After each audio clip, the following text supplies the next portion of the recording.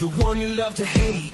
Andrew Anderson, spitting truth that just can't wait. Got a podcast, like a punch right to your face. College sports villain, taking it over the place. I'll bring the facts whether you like it or not. Dropping truth bombs, giving it all I got. They call me a villain, well, I wear that badge with pride. Nothing but secrets they try to hide. Hard rock in my veins, rebellious to the core.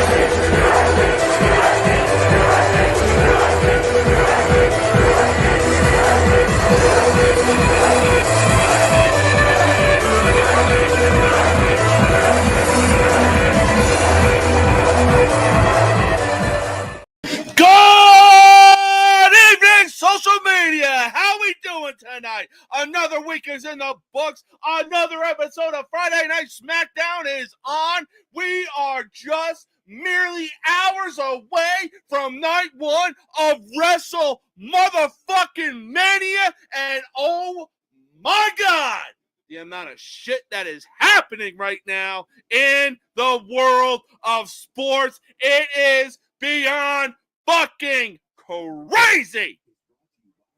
Now, before we get started with tonight's episode, be sure to click the link in the description of this video and click on the tabs of all social media platforms of No Mercy Sports, whether it be TikTok, Instagram, Facebook, Twitter, the list goes on and on. And if you also feel the need for other things, whether you want a VPN service or you want a TV service or you want to buy some clothing, be sure to click the tabs as well. Speaking of clothing, be sure to click the tab that says True Victory for some awesome apparel. It is veteran-owned, veteran-operated. They have some great merchandise. Obviously, I'm wearing them. This is part of their first responder collection. Whether you're a nurse, you served in the military, you're a firefighter, a cop, canine, it doesn't matter. Look, I'm sorry though, this is a limited time kind of thing that they come out with, but other than that, they have some awesome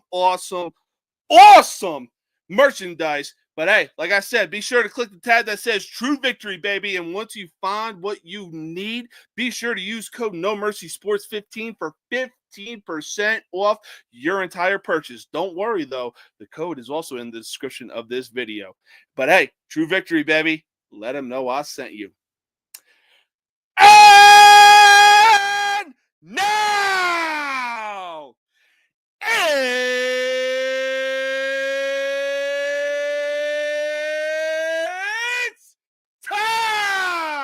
for the most uncut, unfiltered, and uncensored sports talk show you will find on social media. And at the end of the day, you will know whose game this is, with everybody saying No Mercy Sports. Yeah, let's get into it, baby!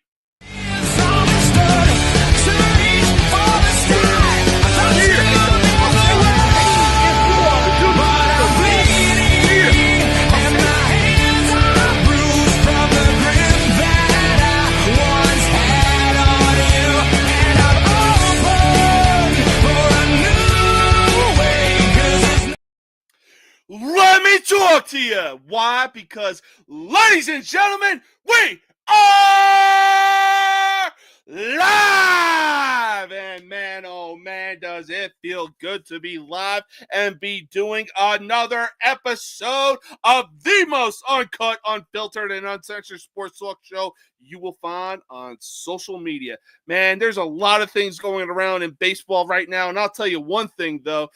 What's going on in baseball does not have me heated. What has me heated is the fact that Colorado is retiring the jerseys of fucking Shedeur Sanders and Travis Hunter. Well, hey, surely Shedeur Sanders and Travis Hunter, not to mention Dion, did more than enough, delivered twice as many national championships and twice as many Heisman Trophy winners than the 1 year Cam Newton did at Auburn, right? Right? That's a topic for another time. But we got some baseball to talk about.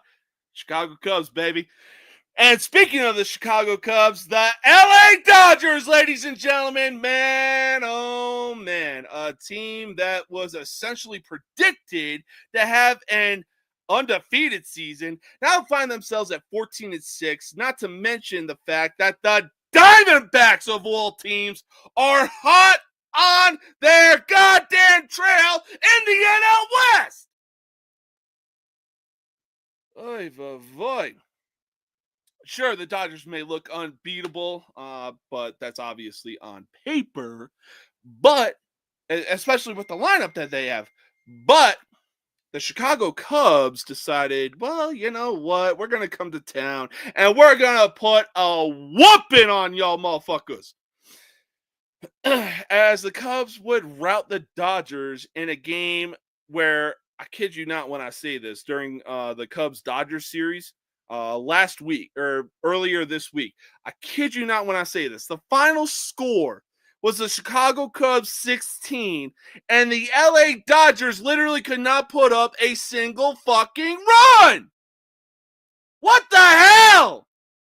Y'all supposed to be the reigning, defending World Series fucking champions. You lose 16-0 to the Chicago Cubs of all teams? Get the fuck out of here. Now, if the Dodgers suffer losses like this during the regular season, would that hurt their chances of repeating? Honestly, I'm going to say yes. You are easily the team that is supposed to go back to the World Series and fucking repeat, especially with the lineup that y'all have and the pitching rotation y'all have. You spent over $1 billion the last two off seasons combined to bring in Roki Sasaki, Yoshinobu Yamamoto, oh my God, a relief pitcher from the Padres, Freddie Freeman, wherever the hell he's at. You locked in Shohei Ohtani for a 10-year deal, 10, 15-year deal, somewhere in that area. You have Mookie Betts. You have Kike Hernandez. You have Teoscar Hernandez. What the hell? Y'all are losing games to the Cubs? 16 fucking nothing? The hell are we even doing out here, huh? Look. If y'all are going to be losing games in that kind of fucking fashion with the lineup that you have, look, there's no doubt about that Shohei Ohtani is one of the best players in baseball right now. But, if y'all really can't get your shit together, the fucking Padres, who we're going to get to in just a minute, have a better record than y'all. And they're literally being compared to the 1998 Padres. They have 4 fucking losses right now. Y'all are sitting at 6. Y'all really need to get your shit together. Get your heads out of your asses. Fucking do something, because man, oh man, if y'all are going to be playing ball, if y'all are literally going to be playing baseball like that, there is no shot in fucking hell that the Dodgers fucking repeat, and it's not even close. I mean, wow. Oy vey. Give me a minute here.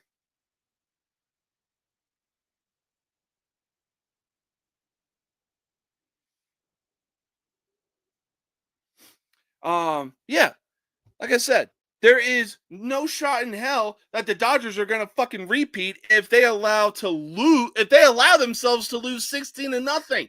Hell, Chicago Cubs Pete Crow Armstrong literally dismantled the fucking Dodgers by himself, having a 2-home run night and a triple on top of that. Like, are you fucking kidding me with this shit? Ay, vay. But we got somebody else here that is definitely going to be weighing in. Hang on. He's currently backstage right now. But yeah, I mean, look, the Cubs have definitely been on a roll with some of the series that they've been taking early this season. And the fact that they're first in the NL Central really says a lot. Like I said, much like the Padres, we're going to get to the Cubs in a bit. But for right now, the talk is the LA Dodgers. But I mean, yeah, we're 20 games into the season right now, and if the Dodgers can't find any footing under their feet, or if the Dodgers can't find any traction under their feet anytime soon, there's no way in fucking hell that they're gonna go back to back this season, especially with the lineup that they have, and the amount of money that they spent this season. It's ridiculous. Like, come on, guys. You finally spend the right amount of money to bring in the right amount of players to get over the 162 game hump to finally win the World fucking Series against the Yankees of all teams. I'll be real, had that inning. Look, I'm a diehard Yankees fan, but Chicago is essentially a second home to me. Had the fifth inning not happened, oh man, would the Yankees be looking at World Series number 28? But right now, with the way that the Yankees are playing, I think it's really safe to say that they're going on a revenge tour this year, especially with the torpedo bats that they have that everybody's hating on. But yeah, like I said, look, Dodgers, y'all got to do something. You got to do it now. And the kind of baseball that you're playing right now, especially getting shut out, literally shut the fuck out, 16-0 to a team like the Chicago Cubs, that's not going to help your chances of repeating anytime soon. Ooh. Excuse me. Yeah, so we're going to stick with the NL West right now. The Padres are off to one hell of a start. After a 13-3 start through 16 games, they are currently being compared to the 1998 Padres, in which that team once made it to the World Series. Unfortunately, they ran into the New York Yankees. Common theme with the New York Yankees. In any case, when this year's Padres and the 1998 Padres were placed side by side, they had the same record, but this year's Padres, compared to the runs that the 98 Padres were putting up, this year's Padres were outscoring the 98 Padres by 20 fucking runs. They had, through 16 games, they had nearly 100 runs. Through 16 games, I kid you not when I say that. But hey, we're going to discuss more about the San Diego Padres in just a second. Right now, we got somebody who is going to weigh in on both the LA Dodgers and the San Diego Padres, and here the fuck he is. I'm a bad guy, the one you love to hate.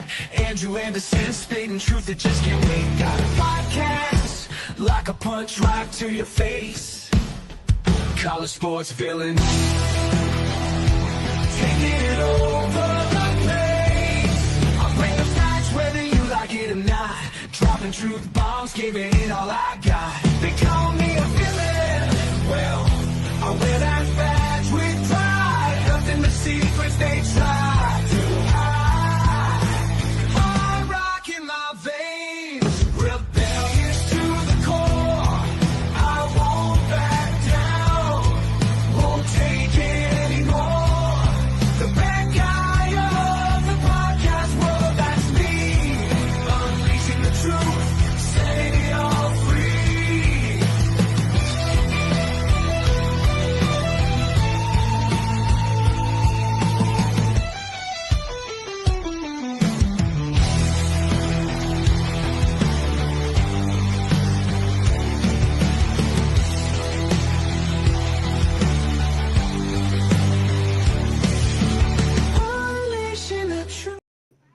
Mr. Anderson, what's going on, baby? How's your Friday night going? Loving the lights.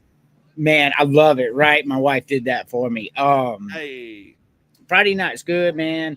Got up today, went and got the boy a haircut, you know what I'm saying? Came home, got to play the game for a while, caught a little bit of sports.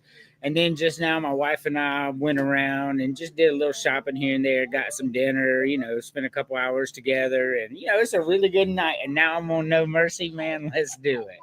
Hey, it's all good when you're having a productive day. But real quick, before we dive into the topic that I was just on before talking about the San Diego Padres, what are your thoughts on Colorado retiring the jerseys of Shedeur Sanders and Travis Hunter? A crazy talk. So neither of them are in the top 5 in school history in anything that they did. Not passing yards, not interceptions, not receiving yards, nothing. Mm-hmm. They're not in the top 5 of anything. You know who is? Cordell Stewart. You know who took them to back-to-back top 10 finishes? Cordell Stewart. You know who holds the school records for everything quarterback? Cordell Stewart. And he does not have his number retired. The only reason it's retired is because Deion Sanders is a cocksucker. And that's why they got it. And it's crazy. Like I wouldn't say so much if Cordell Stewart was retired because that was that dude. Facts. Bro, I was literally getting into it with people on social media like, oh, Shedeur Sanders broke over 100 school records, especially when he was at Colorado. And Cordell Stewart said it himself that Shedeur Sanders is better than him during his time at Colorado. What? Cordell Stewart did not say that. Yeah. Bro. On that because it's not true. Exactly. Like, bro, if breaking 100 school records is your fucking standard, yeesh, do you have some low fucking standards? I don't think he broke any school records, to be honest with you, because they did not have. I mean, what was their best record? 8-4, 9-4. 9-4 was their best record in that tenure. And then they literally get to the Alamo Bowl. They lose to BYU, a school who has literal fucking students. I kid you not when I say this, that if you were to ask them, would you rather kill a puppy or touch alcohol? And they will straight up say, with the straightest face possible, kill a puppy. Yeah, it's crazy. I'm gonna Google it real quick and because I heard that. It's not even next fucking Friday, and already I'm excited to talk about Colorado retiring the jerseys of Shedeur Sanders and Travis Hunter, because, man, oh, man, is that going to be a fun fucking episode. Oh, for sure, man. But, so right now, just got done talking about the Dodgers and, their chances of repeating. Yeah, their lineup looks good, but they lost 16-0 to the Chicago Cubs. Would losing games like that hurt their chances of repeating? No, not yet. It's still real early. We got a long way to go. I will tell you, though, so Shedeur Sanders holds 3 records. Ooh. Only 3. And touchdowns in a game. He holds some at Jackson State, but Colorado, he has touchdown in a game, passing yards for a single season, and passing yards and passing touchdowns in a game, passing yards in a game, and most yards in the season, and that is it. He doesn't hold anything else. Oh, my God. So I don't know who these liars were, but no, I mean, I'll be real honest with you, man. The Dodgers are going to be just fine. They're a game and a half back, and they still got the best roster in baseball. If there's any team I'm not worried about in Major League Baseball, it's the Los Angeles Dodgers. I mean, you ain't wrong there. Right now, I'm a little worried about the New York Yankees. I said that they were going to be going on a revenge tour this season. Right now, they are in a close game with the Tampa Bay Rays. The last I saw, it was 1-0 right now. Well, it turns out the Rays are a little better than we thought they were, but I'm not really that concerned. I think I think the Yankees are going to be just fine as well. I'm sorry, I'm in the background sharing this stuff up for us. No, you good. You good. I think the Yankees are going to be just fine. Like I'll even go further down the rabbit hole. I think we're going to see a repeat of last year's World Series. Because if you look at the talent level on these two teams, there's no reason they shouldn't be meeting again. Oh, for sure. And especially with that the Yankees are allowed to have like clean cut facial hair in 2025, ooh, some magical powers about to be unlocked. Yeah, bro. I'm not concerned about the Yankees or the Dodgers. There are some teams I'm concerned about, but those aren't the ones. Oh yeah, no, for sure. Speaking of concerned teams, like I was just discussing, after or leading up to this episode, Dodgers, the Padres were off to one of their best starts since 1998, going 13-3, and they were being compared to the 1998 Padres, and we all know how that season ended up, obviously getting swept by the New York Yankees in the World Series. Common theme. Yes. But what was crazy to me was when you compared this year's Padres and the 98 Padres, this year's Padres outscored the 98 Padres by 20 runs, having almost 100 runs through 16 games. If San Diego continues this pace, could we see them in the World Series this year? I don't think they beat the Dodgers. And another thing that you have to remember about that era versus here's the top, buddy. That era versus this era, there's no pitch clock.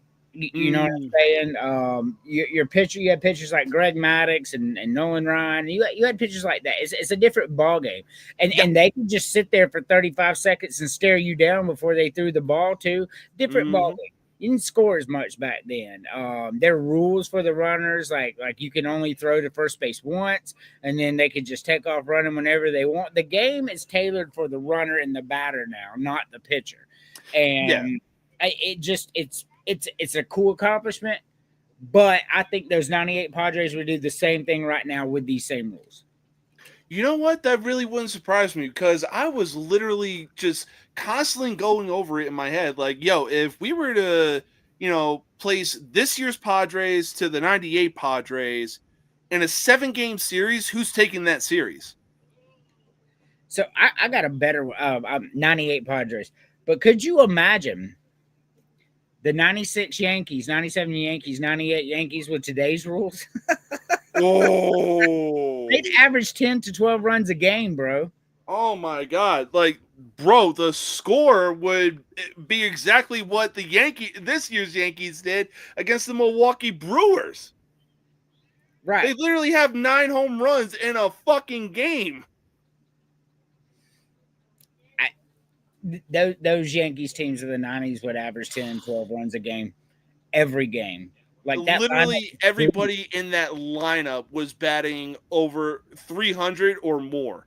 And they would probably be batting closer to 400 with pitching rules. Like the pitcher got to pitch. You could take off running after one. I mean, could you imagine, bro? Yeah. Oh my God. I don't even want to imagine. Like, I saw Aaron Judge come to the plate. We are 20 games in. The dude has a 400 batting average, for crying out loud.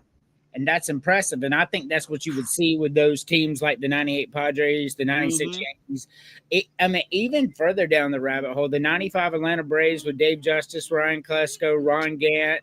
I mean, you think about like teams like that. And I don't know, man. It's fun, but I think the 98 Padres were better, bro. I think that was a really fucking good team. Oh, yeah, especially when their leader was Tony fucking Gwynn, arguably one of the best hitters in baseball. And look, I got him, Ichiro, and Pete Rose as the top 3 hitters of all time. And you could throw Ty Cobb in there if you want to. That's cool, but those are my top 3. Hey, no crazy talk here. Pete Rose, Ichiro, and Tony Gwynn as the top 3 hitters of all time. Oh, yeah. I'm not arguing that whatsoever. Definitely the top 3 hitters of my life. Yeah. Oh, my God. Look, Ichiro was just on a different level. Man, dude, this dude could position his body anywhere, and he was putting that ball in play. Man, Ichiro was awesome, bro. I loved Ichiro. He was. Every time I saw him come up, whether he was playing the Cubs, the White Sox, the Yankees, I'm like, this dude's getting on base. I don't know how the hell he's going to do it, but he's going to get on base. Every time. Dude could literally hit a soft roller to third base, and he'd still be safe at first. Oh, yeah. Not only could he hit every ball ever, he was also super fast. Like, yes. Yes.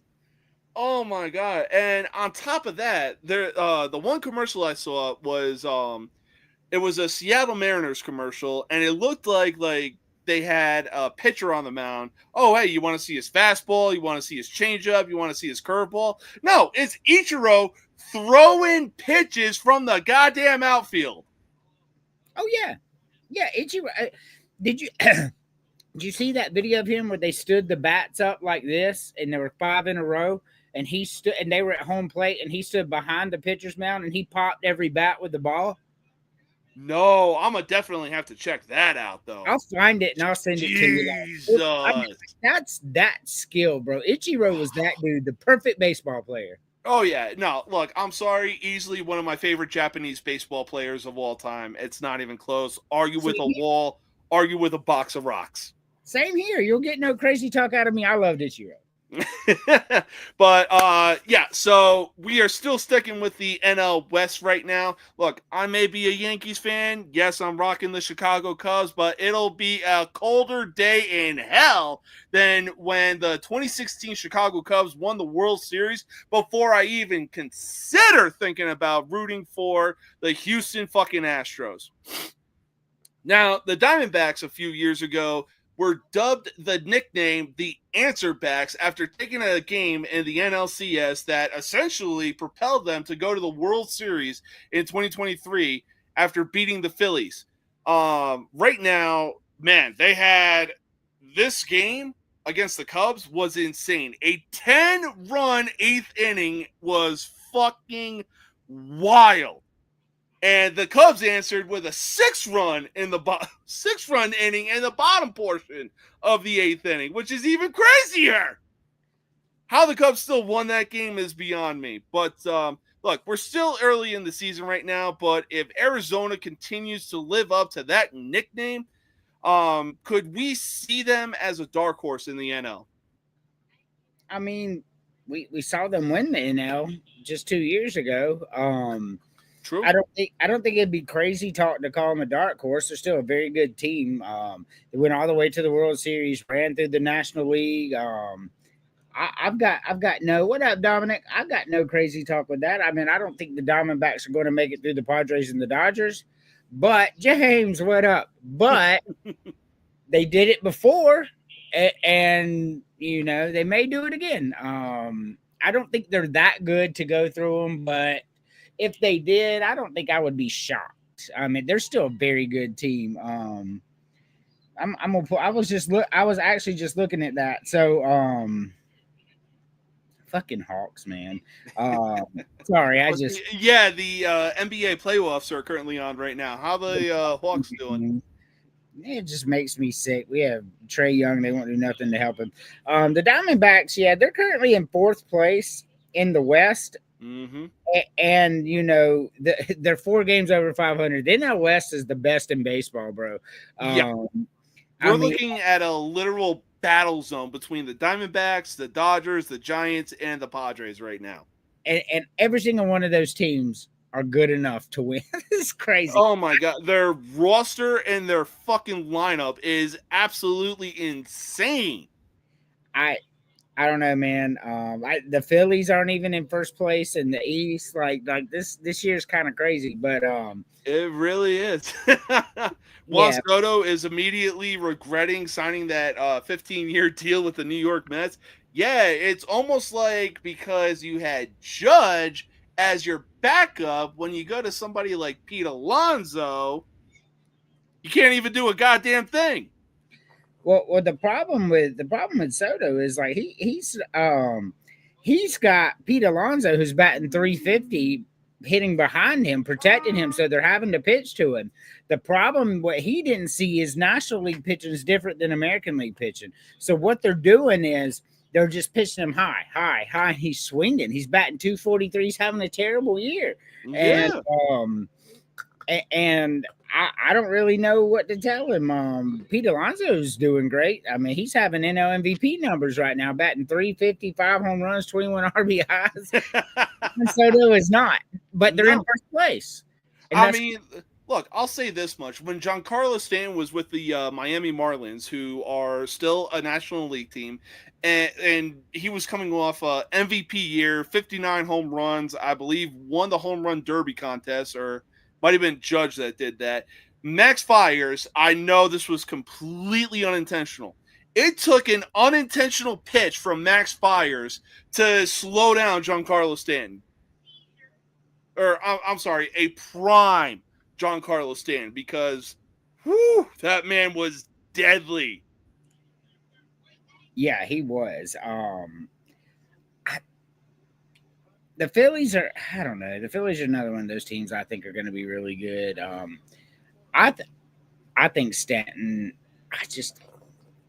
I don't know, man. I think Aaron Judge wins AL MVP. Mm-hmm. I think the Yankees did the right thing and they signed the right player. And I don't think they're really regretting their decision looking at what's going on right now. I think because they were offered to match and they're like, no, we're not doing that, which tells me the Yankees saw something that, like, this guy's not worth that. So, oh yeah, no, I mean, what was it? It was, oh god, the Yankees were home. A game against the Royals. Cody Bellinger laid out in right field to make a diving catch to end the game, and the Yankees won against the Royals 4-3. Had it been Juan Soto in right field, oh man, that game would have gone to extras without question. Oh yeah, 100%. Bellinger was that dude. We're still getting flashes in the pan from him too. Now we are, definitely, no doubt about it. I don't think he's past it. That's really hard. Is he as good as he was? Probably not. Is he still better than 85% of the major leagues? Yes. So I don't want to say he's past his prime when he's a top 15% player, but at the same time, he's not what he was, but he's still better than 85% of the majors. That just tells you how good he really is. Oh, for sure. For sure. But hey, while we're still in the division of the NL East, oh man, I know this is going to hit home real bad.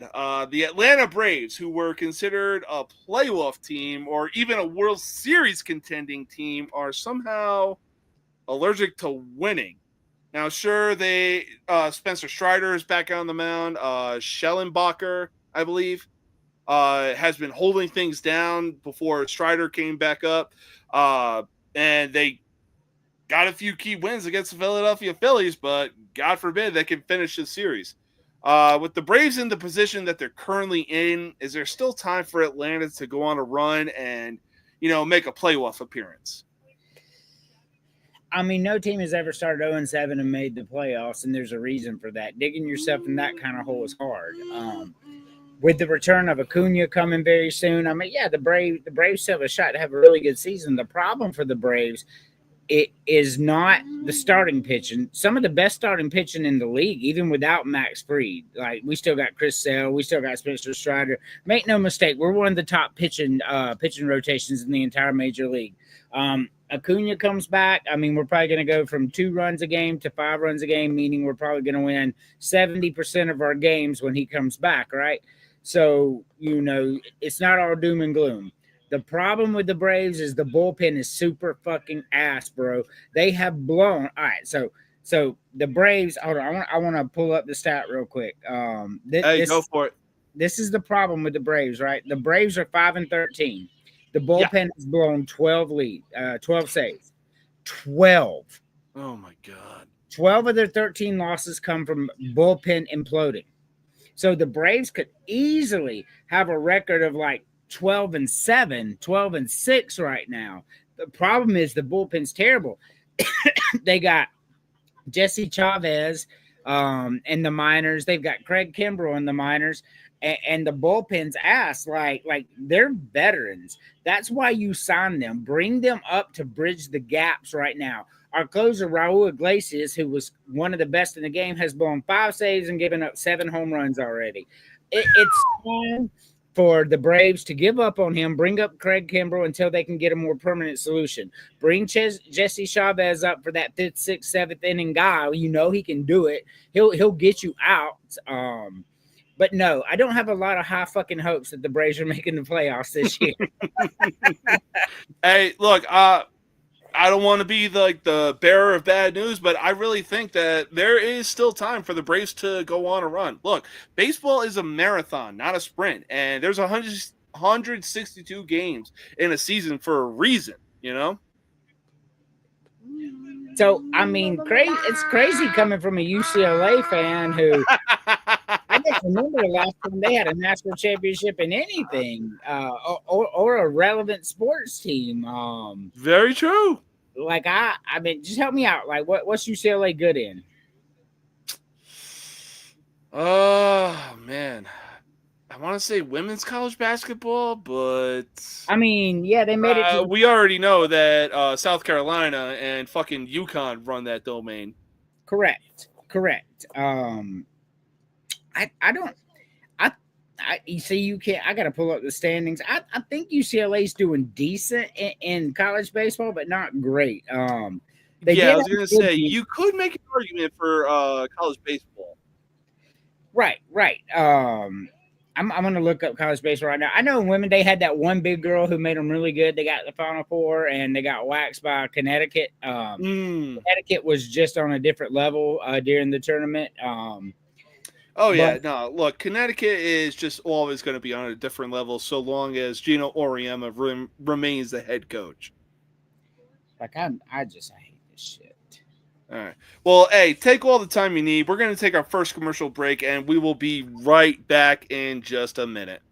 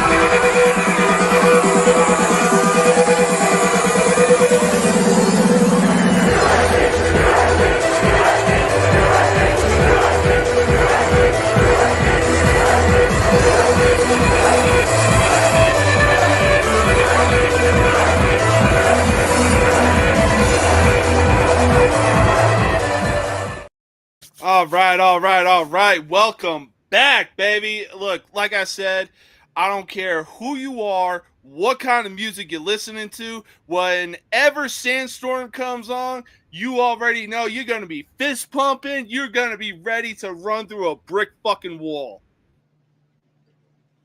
Oh yeah, Sandstorm's my favorite, man. When you go, like when you gonna have to come down here and visit sometimes, and we'll go to a South Carolina game so you can experience it. It's really cool. I did look up. UCLA has won national championship since 1954. One, and that was 2013 baseball. So you have one national championship since 1954 in major sports. UCLA is not USC or USC West. I mean, hey, look, I'm sorry, I'm taking UCLA over the University of Spoiled Children, though. Yeah, but USC West has natties, and UCLA does not. Like South Carolina has 6 major natties since 2011. UCLA has 1 since 1954. We ain't the same, my boy. Uh-oh. I looked it up. I'm fucking Terry. Hey, I love you, man. Back it up. Hey, a lot of things lie, but numbers ain't one of them. That's right. UCLA, come on. Get out of here. Oh man, They are leading baseball and softball. They're leading the Big Ten in baseball, and they're in second place in softball in the Big Ten. So he ain't lying about that. Hey, mind you, the only thing that UCLA fans have to brag about are the fact that when it comes to baseball, they really had Trevor Bauer and Garrett fucking Cole on the same goddamn team. That's crazy. That is crazy. Mm-hmm. Yeah. So they won the 2013 national championship because of it. That was a really good team. Whew. Those two are insane pitchers. The fact that they hated each other, though, because Bauer focused more on the mechanics of pitching, whereas Garrett Cole was told, "Hey, just throw the fucking shit out of that ball." Oh yeah, 100%. I mean, you throwing 102 miles an hour, I would tell you the same thing. Keep Hey, flinging. I'm sorry. I'm focusing on the mechanics because there's a science behind everything, and Bauer knew what he was doing, and man, his strikeouts speak for themselves. 100%. Oh man, the Hawks are out of the playoffs. The Braves suck ass. Oh shit. But the game's not in the series. Hey, look, like I said, I'm repping Chicago gear till I die. When we move back, y'all are coming up. We're going to a Chicago Cubs game. Please, God, let the Braves come to town when that happens. Oh yeah, man, that would be so awesome. I would love it. Bro, I would have my Braves hat in my back pocket because I did this shit with the wife because the Bears and Patriots were playing a game, and anytime the Bears made a mistake, I was like, God damn it, throw my hat off, put my Patriots hat on, let's go, New England, let's go. The wife was getting an amazing kick out of it. Oh yeah, I'm sure. Hey, I will do the same goddamn thing when y'all come up and we go to a Cubs game. Please, God, let the Braves come visit. I'm looking right now. The Braves do go to the Yankees. Okay.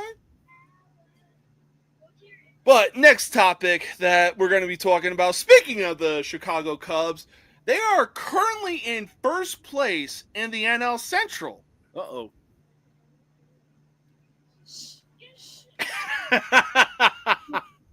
See, I don't know who Terry's NFL team is. So Atlanta does play at Chicago September 1st, 2nd, and 3rd. Ooh, bet. I would love to catch that series. Yeah, we could probably take a few vacation days at that point too. Hell yeah. Yeah, that'd be cool to go. Oh, hell yeah, for sure. I'm definitely my man. Sorry, I got SmackDown on. We got the current United States champion on screen right now with everybody saying L.A. Knight. Yeah! Oh, he's a Bucks fan. Okay, well, I mean, we waxed your ass twice this year. I'm confused. With Kirk Cousins. Hey, The Bucks still made it to the playoffs, though. But they didn't beat the Falcons. God damn it, you're right. You goddamn right about that. Hey, look, what was it? The first game where the Bucks were rocking the cream jerseys, the orange cream jerseys. Yeah, I love those. I ain't gonna lie. Those are, oh my God, those are so clean, They and are. especially in today's society. But how the refs didn't make the call when the Bucks literally made the Falcons fumble the ball before he crossed the goal line is insane work. Well, I mean, the rule states that only one small part of the ball has to cross it. So if this much is over it and it's a replay, right? The ball never crossed, though. I don't remember. Like, I actually don't remember that play, but I'm just playing devil's advocate. So if it's really close, say like this close, right? And Yeah. you're doing a replay and you can't really tell where the nose of the ball was, the call on the field will stand every time because it has to be inconvertible evidence, right? So Yeah. I don't remember the play. So I'm just playing devil's advocate. So congratulations on regular season accomplishments. How far did Tampa Bay go again in the playoffs? Yeah, I don't remember that. Baker Mayfield over Josh Allen, by the way. That's crazy talk. No, that ain't crazy talk. That's crazy talk. Bro, look at the stats between Baker Mayfield and Josh Allen. Okay, which one has a $250 million contract and which one does not? Hey, look, Josh Allen may have won MVP, but Baker Mayfield put the goddamn Bucks on his back and dragged that team to the playoffs, despite the fact that however many injuries that team had.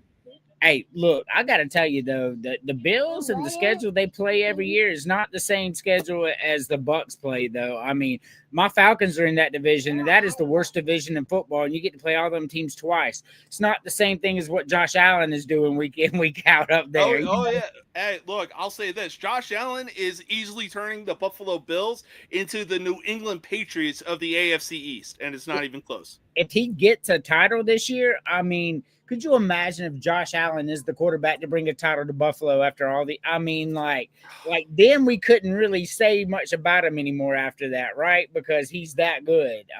Oh yeah.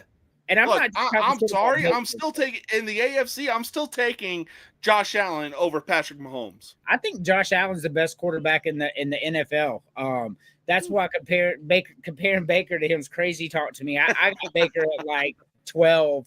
And that's not a knock because the Bucks aren't my rival. I mean, the Saints are my rival. So I just calling it as I see it. Baker Mayfield's an above average quarterback, and I've admitted that, but he's not Josh Allen. Oh, Hey, look, I'll say this. As far as mentality goes, both guys have that same mentality. They are dogs. They will straight up put their bodies on the line to help their teammates get something out of nothing. I won't argue that. Like I like the dog in Baker Mayfield. I do. But when we're talking talent and decision making, when it matters, Josh Allen's just better, in my opinion, and by a lot. Oh, right here. Hey, look, very man, excited. I can't wait to see who the Falcons imploded.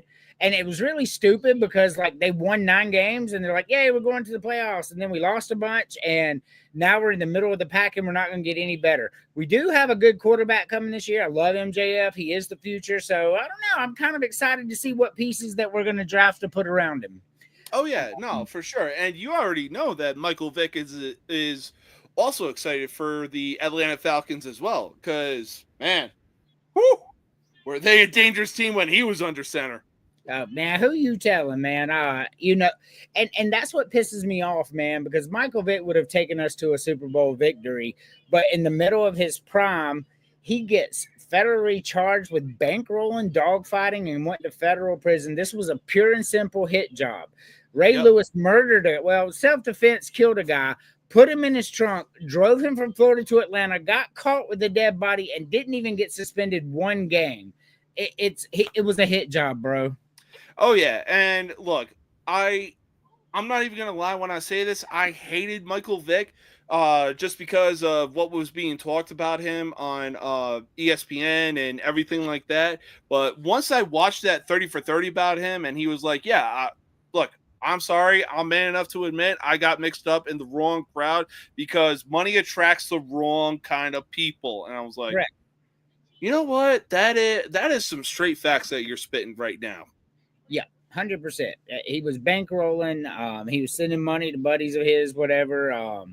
He wasn't out there actually fighting the dogs himself. I know it doesn't make it any better to fund it. I mean, but my Yeah, point his corrupt entourage were bringing in the dogs and doing the dog fighting. correct. Any of us could have got caught up in a situation like that if we weren't careful. You know, I don't know.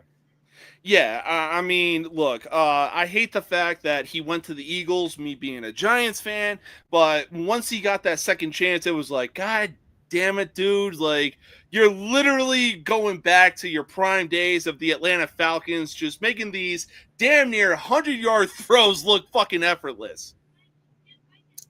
I don't know, man. Just the whole thing. Pete Rose not being in the Hall of Fame, Michael Vick being blackballed, and Mhm. Shohei Ohtani can bet millions of dollars, and Ray Lewis can kill a guy. And I understand self defense, but my thing is, and Randy Johnson can beat somebody up at a nightclub. All these things are fine, but Michael Vick and Pete Rose had to get it. It just don't make no sense to me. It really doesn't make any sense, and I don't know. I mean, look, something needs to be uplifted. Pete Rose needs to be in the Baseball Hall of Fame, and so does Michael Vick, because if you ask me, look, you can argue that Randall Cunningham, Dante Culpepper, Donovan McNabb are one of the greatest mobile quarterbacks of all time, but look, I'm sorry. It is Michael Vick who is the greatest mobile quarterback of all time, and it's not even close.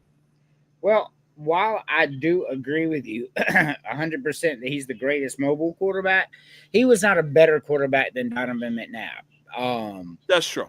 I think Donovan McNabb was as good a quarterback as anybody. He got caught up in some shitty defenses up there in Philadelphia, but you know, I don't know. It was the whole thing was just give me Donovan McNabb over Michael Vick, but Donovan McNabb couldn't run like Michael Vick could run, but Michael Vick could throw the ball and read defenses like Donovan McNabb could. So they both had their ways. Oh yeah. No, they definitely had their advantages, but also disadvantages. But Agreed. look, we got plenty of time to talk football. But for right now, let's stick with the main theme right now: Chicago. The Chicago Cubs are currently in first place in the NL Central, and damn, that's pretty cool. In any case, when it comes to the last few series, the Cubs have been on quite the roll. Sure, they've in a 4-game series. Yeah, they split it in a 3-game series. They may have dropped one, but they still took the series. And right now they took a game over the Arizona Diamondbacks, 13-10, 13-11, something like that. That game was absolutely crazy today. I mean, look, despite losing some players because of injuries, I know their pitcher Justin Steele has season-ending elbow surgery. Could the Cubs win the NL Central? So, you know why the Cubs are so good? Why's that? So the Cubs are one of 2 teams that are over 3 games higher win-loss total on the road. And when you can win on the road like that, second best record on the road record in baseball right now behind the Giants, the Cubs are, then you have a shot of win a lot of games, right? And the Cubs have played really good teams. The Cubs haven't been a little cupcake schedule so far. So if they're 8-5 on the road right now and they're in first place, I mean, I'm looking at the Central right now. There's no reason the Cubs can't win this thing, like none whatsoever. No, I completely agree. I mean, look, they're leading the league in OPS for the 7, 8, and 9 spot with their hitters. I'm like, are you fucking kidding me? Their catcher or left fielder Carson Kelly has a higher batting average than Aaron fucking Judge right now. He's sitting at 411 or some shit. I'm like, what the hell? Who the hell is this Cubs team? I mean, they've got some really, really good. I'm looking at their stuff now, and I think the most impressive thing to me is their pitching, because I'm looking at that, man, and I'm looking at the total team ERA. You got one starting pitcher with a 2.22 ERA. You got one starting pitcher at a 2.01 ERA, one at a 4.7, which is not terrible in today's game. You've got a relief pitcher with 1.32 who saw a lot of innings with 12 strikeouts. You got another relief pitcher with a 2.7 ERA. You've got another relief pitcher with a 2.16 ERA. You got another one with a 2.08. When you are pitching like that and winning on the road, you are a dangerous baseball team. This is the first time I look at these stats, by the way. Yeah. Numbers don't lie, like you said. And Chicago's really, really good. Like I am impressed right now with what I'm seeing with Chicago. I did not know they were doing that well. Oh, same here. Look, Craig Counsell is the manager right now. Whatever he's doing is working. Sure, Dansby Swanson is batting under, has a batting average just under 200, but they also have players that are picking up the slack. Pete Crow Armstrong, Carson Kelly, fucking Nico Horner, Kyle Tucker, their newest addition. Granted, Seiya Suzuki is barely doing anything with designated hitter, but at the same time, it's like, yo, Counsell, rotate Suzuki and Tucker in and out of designated hitter and right field. But, man, what the Cubs are doing right now, despite what their record says, is unreal. I'm even going to go further down the rabbit hole. They just won the series from the Dodgers. Yep. They took a series from the division leading Rangers. Right before that, they took a series from the division leading Padres. These 3 series wins over the Dodgers, the Rangers, and the Padres, that is crazy as hell, man. Like, that is so impressive. And they went to LA and won a series. They went to LA and spanked the shit out of the Dodgers 16-0. The Cubs are good, but I'm just now learning all this right now, what the Cubs have been up to. Not only is you got all those pitchers with a 2 ERA and you're 8-5 on the road, you're beating teams like the Dodgers, Rangers, and Padres and at the Dodgers' house. He's fine. Yeah. That is insane. The Cubs are that freaking. I've changed my outlook on that. The Cubs playing the way they are, definitely give me the Cubs to win the Central and may even make some. I mean, if they're beating these teams now, I'm impressed. Cubs are good, bro. Hey, look, I've seen October baseball in Chicago, whether it was 2016, 2017, 2003, 2007. Oh, my God. Even, look, Cody Bellinger himself said that Cody Bellinger and Dansby Swanson themselves said that when they came to the Chicago Cubs, they want to experience Chicago baseball in October, being the home team. Because I'm sorry, Chicago is just a different breed when it comes to playoffs, unless you're the fucking Chicago Bulls playing the goddamn Miami Heat in the goddamn play-in tournament. Okay. He wants you to talk about Dansby Swanson, because Chris loves Dansby Swanson. Oh, speaking of Chris, next week is definitely going to be fun because, records may be broken, but there's always going to be haters. Agreed. Oh, man. But let's move on. Let's move to the American League. Somehow, I don't know what's crazier. How insane the NL West is right now, or the fact that the fucking Angels are actually in a good position in the AL West. They're sitting at 99 right now. Could this be the year that they actually make some noise in the AL West? All right, so we're talking about the Angels, right? Yep. A team that literally had Shohei Ohtani and a prime Mike Trout and still did nothing. Correct. So they're 9-9 right now. I want to see something. That's what I thought. They're 4-6 in their last 10. Because they started out, I think they were something like 8-3 to start the season, if I'm not mistaken. And now reality has come crashing back to them. They were sitting at first place. Yeah, they were. But now they're 2.5 games out. I don't know, man. Mike Trout is really good, but they they gave him Shohei Ohtani, but they never really put the pitching in, right? Yeah. And Mike Trout, I love him. I got he's tore Sonic apart. I love him, but I mean he's always hurt, and that's not helpful when you're hurt every year. Yeah, it's like, dude, at some point you really got to realize that you need to move on and go to a World Series contending team. You are easily one of the best players in baseball. Now it's time to actually prove it instead of being on a mediocre team constantly. Correct. I'm not taking the Angels seriously at all. Same. I mean, look, I know we're early in the season right now, but look, what the Angels are doing is just surprising. And I'm like, the Angels? Really? Of all teams? Well, just to put it out there further, can you name another player on the Angels right now not named Mike Trout? Out of prime, Tim Anderson, unfortunately. I didn't even know he was on there, to be honest with you. Look, I literally had to watch the MLB Network. I think it was Quick Pitch or MLB Central. They were doing highlights, and Tim Anderson's name came up, and he's on the Angels. I was like, oh, okay. I was actually unaware of that. Yeah, he is. I see it now. He's batting an amazing 1.71, bro. He ain't no help. Or 71 batting average, man. No, he ain't doing nothing for Mike Trout. Oh yeah, or what the fuck is his name? No, it's not Anthony Rendon.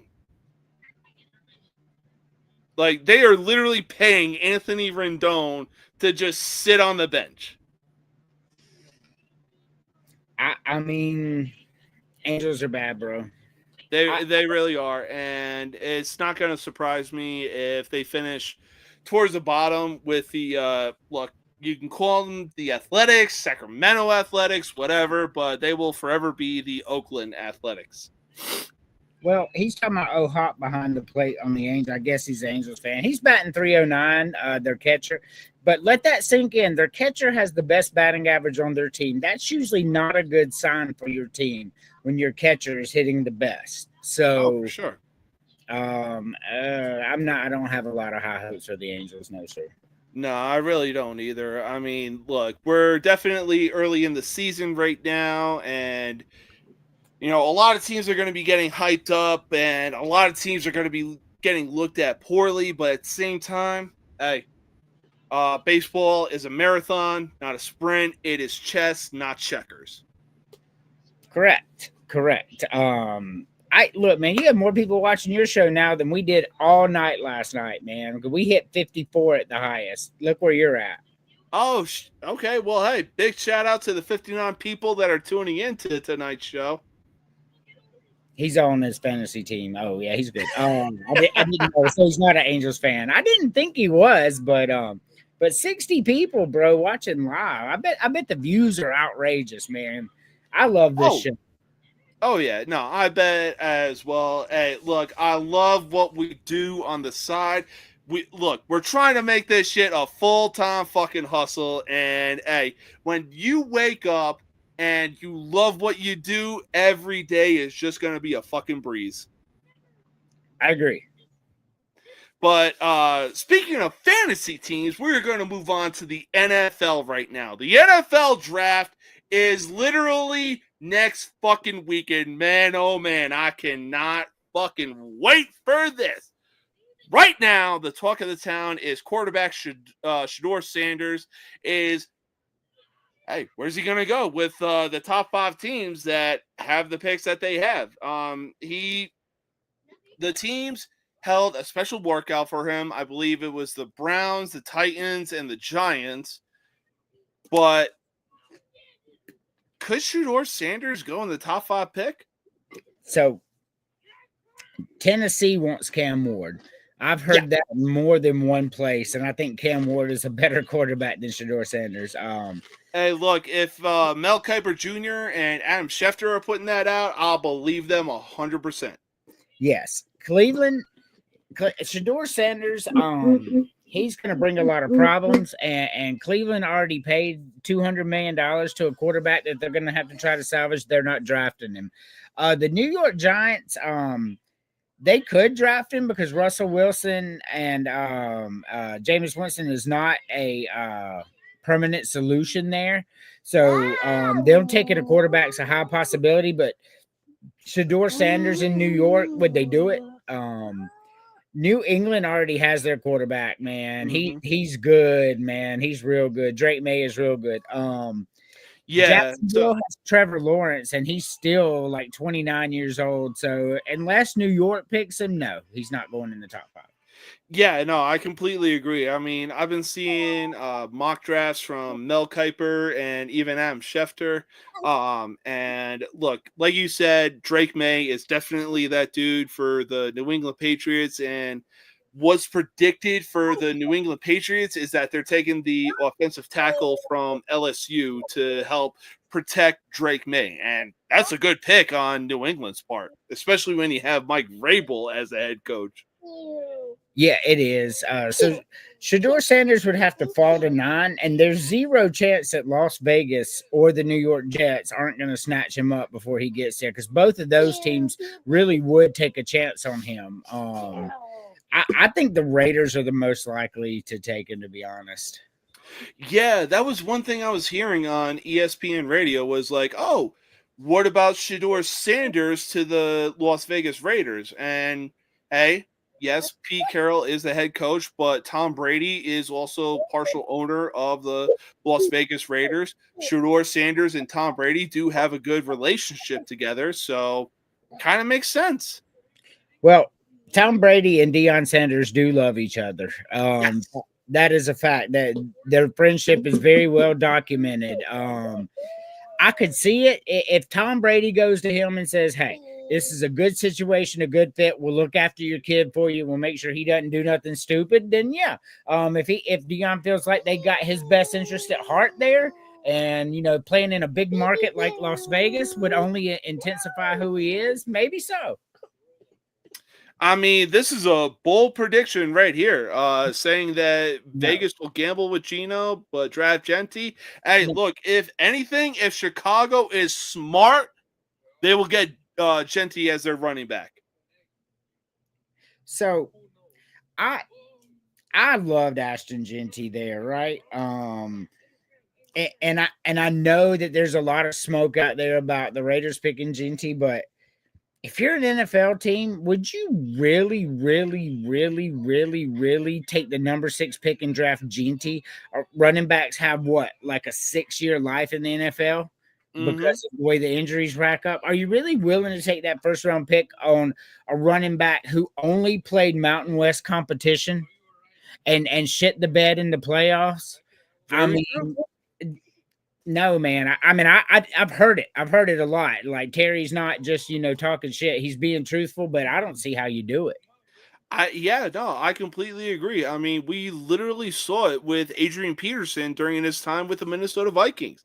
The second that he was approaching 30, the Vikings turned into Leonardo DiCaprio. We're like, okay, bye. Time to move on from you, dude. You know what would be funny? Because Chris makes this comment here. But I did hear something the other day about the Titans taking Jackson Dart because they believe he's the best quarterback in the draft. Could you imagine the meltdown that Chris would have? Hey, look, my wife and I went to a bar right across the street, and the NFL Live TV show just happened to be on TV, and they were talking about like, oh, hey, what quarterback could go where? Granted, again, the Patriots do have their quarterback with Drake May and everything like that. I was like, hey, honey, imagine if a guy like Jackson Dart goes to the New England Patriots. I mean, that is a diabolical dynamic duo right there. Yeah, I agree. I'm not sure how it's going to pay off in the end, but that's a nice combination to have. Oh, for sure. But right now, the one thing that the Patriots need to do is build that offensive line and protect Drake May. Yeah, and get somebody to catch the ball. That too. Well, technically speaking, they do have somebody that can catch the ball, being Stephon Diggs. Right. So what happened to Stephon Diggs last year? They double teamed him every single time. Mm-hmm. It's really a non-factor in most games because of that. I mean, he's a factor because he's drawing two people, and that does open up your offense a lot. But you know, it also sucks for him because they all know he's the main target, and they're just double teaming him. So they need somebody else who can catch the ball. Oh yeah, and look, as much as I hate saying this, the Patriots do somewhat have some good distractions to take the attention away from Stephon Diggs. They have Austin Hooper, Hunter Henry, I want to say Nikhil Polk, Ramondre Stevenson. They have a solid team going into this draft. They just need to build around that. You know, if the Patriots could somehow in the second round find a running back like a Genty, if he were to fall or whatever, I think that would take some of the pressure off the offensive line and off of the wide receivers, because the Patriots had a non-existing run game last year, and Drake May was still doing all he could to do it. And look, their only running back was Ramondre Stevenson, who is essentially an NFL player version of Ashton Genty. Correct. They need a running game. Every team needs a running game, or they're going to sit back and play prevent defense on you every time. Oh, for sure. For sure. Look, even if they get somebody like Cam Scattaboo, watch out. Correct. The best thing about Scattaboo is, yeah, I mean, he's not going to be a run between the tackles kind of running back for you, but he's going to be that wiry stretch play running back. He can run out of the backfield and catch the ball. I mean, hey, he was a downfield receiving running back in the game against Texas. Correct, he was. So if you think about great teams in the NFL past, you always have two good running backs. You got one running back who you have for short yardage situation, and a running back like Scattaboo and Barry Sanders that you stretch play and throw the ball to. You see that consistently, and you saw it this year, even with the Eagles. They had a great RB2 as well, short yardage guy. I don't know, man. I think New England has a chance to be good if they get it. Yeah, no, I completely agree. But speaking of the NFL draft, around this time is when sports really start to get crazy. We got the regular season of baseball. We got the start of the NHL. We got the start of arguably the hardest sports championship to win, being the NHL Stanley Cup playoffs. We got the start of the NBA playoffs, and we got the NFL draft. And on top of that, there's a partridge in a fucking pear tree. But let's stick with the NFL draft. With all these players involved in this year's draft, what's the biggest thing to look forward to for the NFL draft? I mean, if you're talking about me personally, I want to see what the Falcons do. But if I'm just a football fan, I want to see who the Titans pick, draft number 1, obviously. I want to see the Titans. I want to see where Shadur Sanders goes. I want to see if anybody takes a risk on Genty. I really, really, really, really, really want to see what Carolina does, because as much as I hate the Charlotte Panthers, and yes, they're the Charlotte Panthers, right? Yeah. They got so much better from beginning to end last year, and I'm excited to see what this football team could possibly do. Mm-hmm. So, and on top of that, I mean, look, we really saw the evolution of Bryce Young. Like last year, or even 2 years ago, we really considered this kid to be a bigger bust than Ryan Leaf. But right now, with the evolution that he's been showing on the field, hey, get the right players around him. This kid is going to go back to his Alabama days. Yeah, no, I agree. The problem was they benched him and were going to trade him, and the what was the assistant GM, I think it was, of Panthers, and I hate Charlotte Panthers, but he stepped in to the GM and the owner who were about to trade him when they benched him, and they're like, hold on, I need you to see what's going on here. And they showed that he had less than 3 seconds per play to throw the ball. They showed that he had made extended plays that weren't there, and he showed that he made good decisions, but the best decision out there, but there was nothing else to do but do that. And then once they delved into that, because I was watching them talk about it, they're like, yeah, this really wasn't his fault. This was a failure of management. So what we had to do was go out there and fix what was wrong and give him what he needed. And we saw what he became by the end of the year, a top 10 quarterback in the NFL. And that's crazy. Yeah. Look, I completely agree with everything that you just said. But look, I may go crazy talk right now, but I think it was a good idea to bench Bryce Young and put in Andy Dalton so Bryce Young could also learn under Andy Dalton and be like, oh, that now I get it. Now I understand. And once Andy Dalton went down with an injury and Bryce Young went back in, it was like, yes, this is what the Carolina Panthers, or like you said, the Charlotte Panthers have been looking for. This is what he is supposed to be doing. Granted, arguably their only weapon is Adam Thielen, but they got something. Yeah, they did, and they saw a field general like Andy Dalton, because he's not a great quarterback, but I mean he was good enough to run an offense in the NFL, and that's pretty impressive. Yeah. And he came in there, and they're like, man, he's making the same decisions, and then that's when they're like, well, maybe the problem ain't Bryce Young. Yeah, I mean, look, the Carolina Panthers really should have taken the route that the Atlanta Falcons took. Hey, let's start a guy that's been in the league for God knows how many years, while our rookie quarterback sits on the bench and learns under him. Hey, who knows? When the time comes, God forbid, something happens to our starting quarterback, we can bring in this kid. He knows what he's going to be doing, and he's going to still be making the same plays and still be a playmaker. Man, Terry said that he'll be Jameis 2.0. Bryce Young is better than Jameis Winston will ever be talent-wise. And that's no knock on Jameis. Bryce Young's that good. Second of all, Jameis Winston had some really good teams in New Orleans and couldn't get it there. But literally, Bryce Young has had the worst team in the NFL every single year of his career. They 1 win, 2 win, 3 win seasons with what he had, because you can't compare that, because those Saints teams were balling. These teams were winning 3 games a year. I'll agree to that.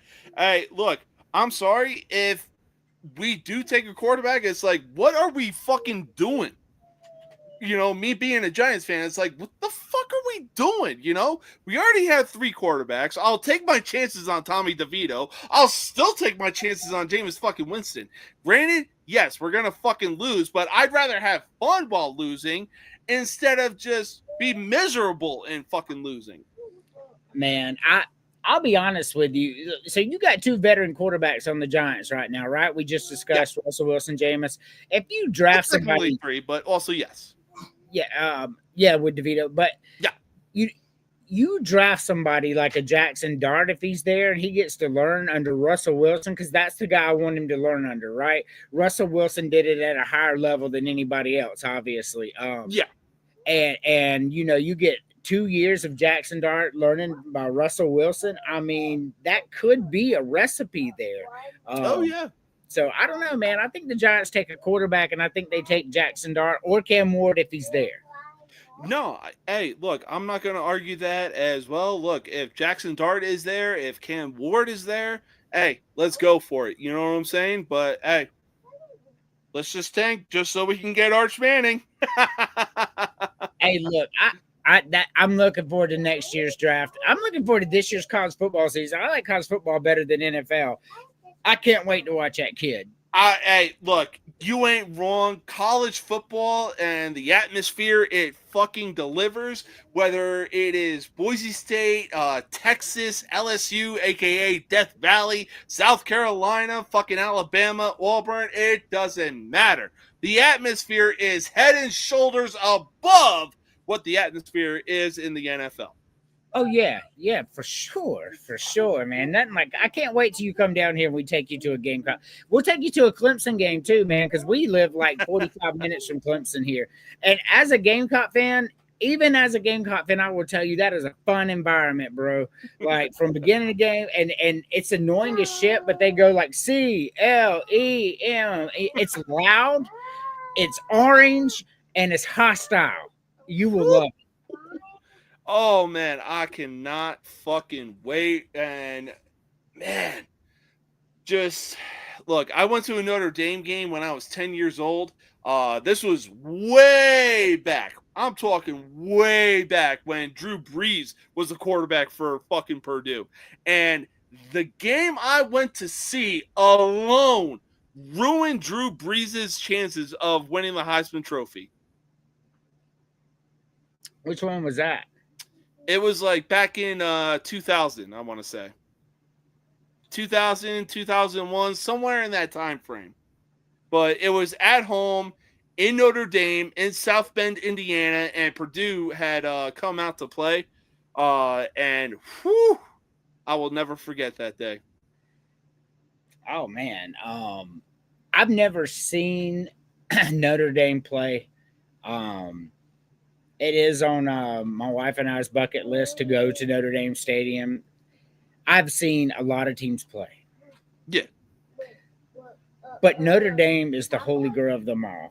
And really want to go so bad to see it. You know, I'm Catholic too. It is the Yankee Stadium of college football. Yes. And look, I've seen the touchdown Jesus, and man, it does not disappoint. It does not. And hey, look, I was 10 years old, and I'm seeing these Irish guards. They were like Shaq size, 7 feet fucking tall. And I was damn near, like, I was crying waterfall tears of approaching these guys. I'm like, I don't know what the hell to do. They're so fucking much taller than me.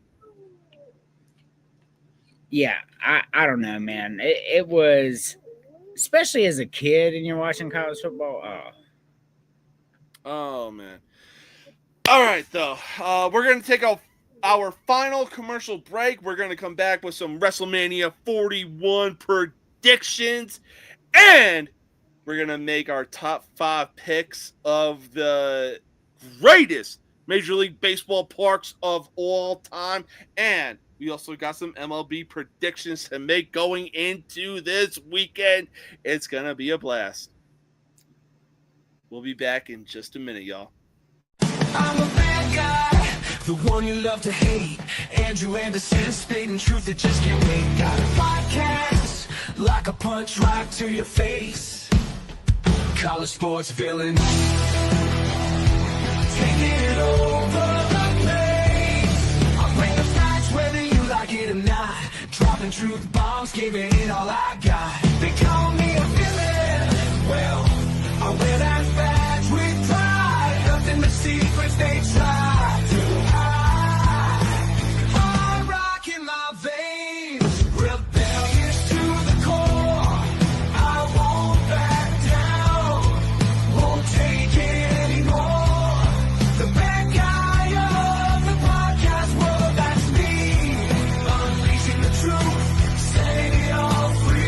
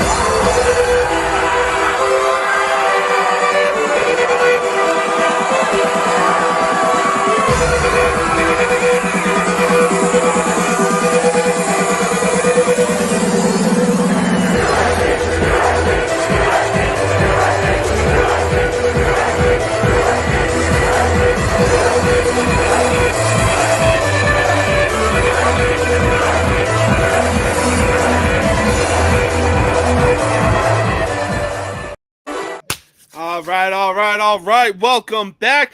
WrestleMania 41, baby, is upon us as night one starts tomorrow night. And man, oh man, what better way to kick off night number one of WrestleMania than Gunther, the World Heavyweight Champion, putting his title on the line as he takes on Jey Uso. Look, hold on, buddy. I don't think they put the strap on Jey Uso. I don't think they do it. I think they have a problem with pushing the older people who have never won a title, and I don't think they're going to do it. Like LA Knight, he's not got a title push. He's not going to get the world title, it looks like, because he's, 43 now? Jey Uso's 39, and they're just giving him his time in the limelight, I think, as a nod to what he's done for the industry. I don't think he wins this title. I think they keep it on Gunther, and I think they made the mauling of his brother to make Gunther a big, bad, huge bad guy now, and I think they're going to build up to something to WrestleMania or SummerSlam, and I think that's when Gunther loses his title. Yeah, I could see that, and I'll agree with Dominic on this one. If they do put the strap on Jey, it's definitely going to be temporary, the same way that Jey had the Intercontinental title for about a month or so. But look, I mean, building the build-up to this match, I really have Jey Uso winning, especially with what Gunther did to Jey's brother Jimmy, leaving him absolute bloody mess in the ring while Jey was zip-tied. But a buddy of mine who was the best man in my wedding really said, like, oh, hey, I think Gunther still retained, or Jey wins, but it's by disqualification due to the fact that, you know, he has some outside help of one of his buddies that come down to help him. And I'm like, well, you know what? Imagine if Jimmy also comes out, but also helps Jey win the World Heavyweight Championship. So, I mean, I'm expecting Jey Uso to win the World Heavyweight Championship, but it's definitely going to be a good match at that. So, I'm expecting Gunther to win this. I'm expecting Jimmy Uso to pull a heel move, and I think it's a build-up to SummerSlam. And I think Jey Uso wins the title at SummerSlam, but they give Gunther his WrestleMania moment. You know what? That seems really reasonable. Yep. That does. Look, we got a lot of other fights going on right now, but another match that's really standing out to me, LA Knight, my boy, the United States champion, puts his U.S. title on the line as he defends it against new Bloodline member Jacob Fatu. So you have two thoughts here, two ways to go. Yep. Either LA Knight gets his WrestleMania moment as a champion with the U.S. title, and that's where it dies with him. Or this is where they use to push Fatu to get his U.S. title to see how he goes, and they take the strap off of LA Knight, and you see LA Knight maybe pursue Gunther at SummerSlam. Yeah, that was actually my thing as well. Like, I really think that Fatu wins the United States Championship, and on top of that, look, LA Knight has been in the main event scene before. He faced Roman Reigns at Crown Jewel for the WWE Championship, and you already know he wants a taste of that limelight again. So it really wouldn't surprise me if Jacob Fatu wins the United States Championship and they push LA Knight into the main event scene for a world title shot. I don't know, man. I don't know. Either way, it's going to be good. Oh, it's definitely going to be good. One thing that's definitely going to be good, as two former Shield brothers, Roman Reigns and Seth Rollins, are pinned face-to-face in a triple threat match, including CM Punk, and CM Punk has Paul Heyman in his corner. And on Monday Night Raw, Seth Rollins really said, hey, the winner of this match really is essentially the deciding factor of who gets to be the face of the company. So Mommy. I'm disappointed in this because this is Roman Reigns and CM Punk, two of the biggest names in their moment. We all know that We all know that Seth Rollins is my favorite wrestler of today. He's the guy I like the most. But this should be Roman Reigns and CM Punk's moment with Paul Heyman's story in the storyline in the middle. This doesn't involve Seth Rollins anywhere. They're just putting him in there because they know he's going to put on a fantastic show. Seth Rollins should be facing Randy Orton or something, something meaningful, because he shouldn't be in here. But if we're making predictions, I think they actually let Roman Reigns come out the winner here, and I think it would be crazy any other way. Oh, yeah. No, I could really see Roman walking away with this win, especially with the fact that Paul Heyman, a.k.a. the Wise Man, is in the corner of CM Punk.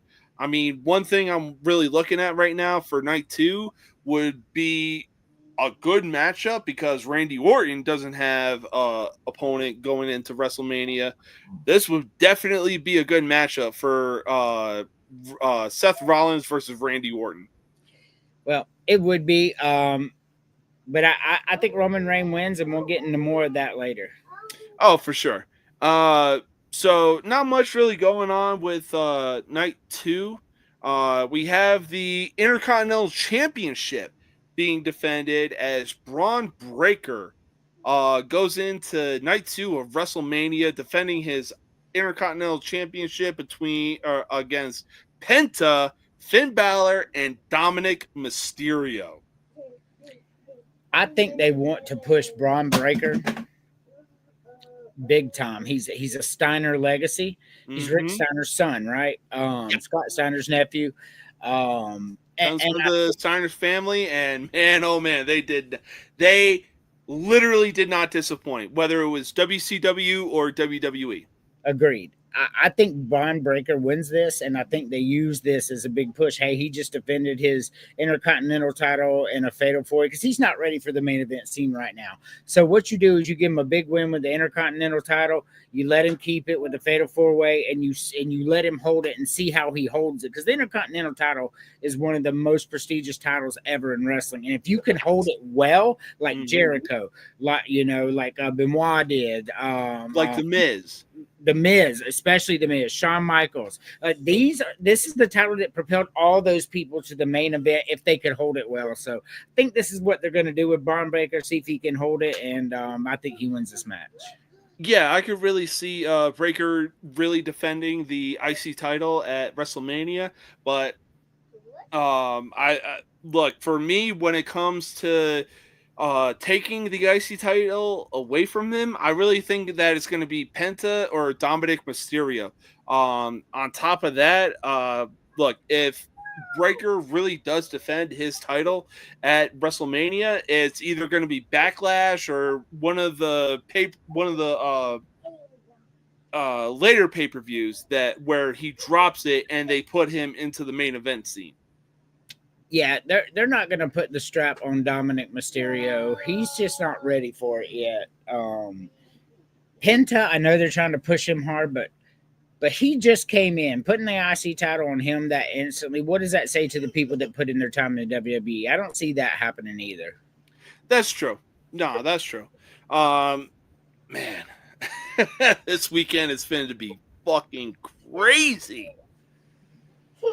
Oh, man, oh man. I really wish that Randy Orton had a opponent going into WrestleMania. Unfortunately, Kevin Owens is going to be having to have some neck or back surgery, one of the two. It's damn near unfortunate, but we'll see what happens, and hopefully somebody steps up to face Randy Orton at WrestleMania 41. Yeah, I hope so too. I'm kind of hoping they split the Roman Reigns, Seth Rollins, put Seth Rollins in there. Yeah, no, that's true. But final prediction for night 2 of WrestleMania, as the American Nightmare, Cody Rhodes defends his Allegedly. WWE Championship against recently heel turned John Cena. So I've been thinking about this, and I've been thinking about this over and over, which is why it makes no sense to put Seth Rollins in this match. So Roman gets his WrestleMania. Maybe they're just trying to make it bigger. I don't know. Beating Seth Rollins and CM Punk, that's big time for Roman. I think Roman wins that match. I think John Cena wins this match. I think there's some debauchery. The Rock comes in, screws Cody Rhodes, and John Cena wins, gets his 17th championship. But he can't ride off into the sunset and take the title home like he said he was. Because I think he's going to come out Monday and he's going to declare himself the greatest ever. And I think Roman Reigns is going to come out and he's going to be like, I challenge you. And I think we're going to see Roman Reigns and John Cena at SummerSlam. And I think Roman Reigns is going to retire him, but Cena will get his 17th. Man, that is a really good prediction. Man, wow, I didn't have that on my 2025 bingo card for WrestleMania. That'd be cool. Yeah, it really would be.